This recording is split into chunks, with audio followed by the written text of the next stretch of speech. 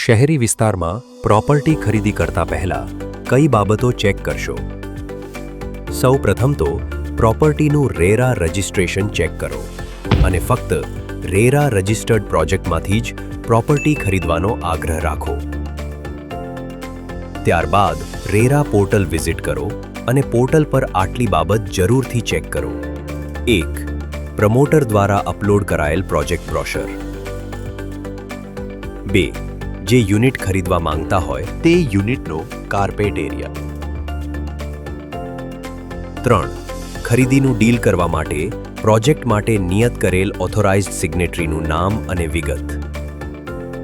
4. Promoter દ્વારા દર્શાવવામાં આવેલ પ્રોજેક્ટ પૂર્ણ થવાની તારીખ. 5.